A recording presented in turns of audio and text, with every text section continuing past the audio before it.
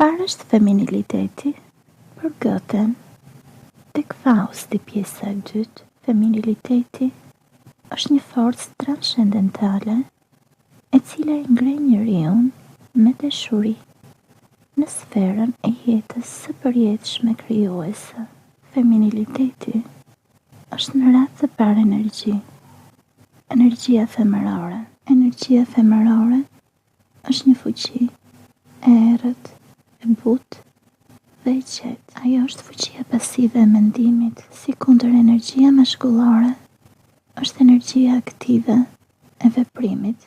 Në errësirë, qetësi dhe pasivitet krijohet një potencial jashtëzakonshëm krijues, nëpërmjet të cilit ushqehet maskullori aktive.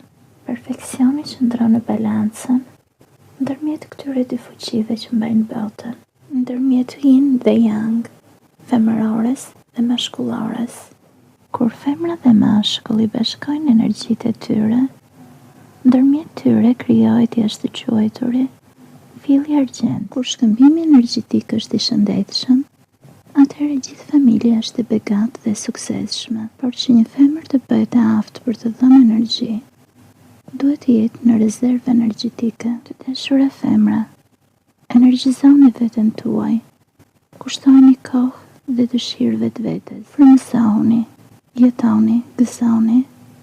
Mirëqenia juaj është mirëqenia e gjithë familjes dhe njerëzve që ju rrethojnë. Jeni të lumtura dhe në rezervë energjetike.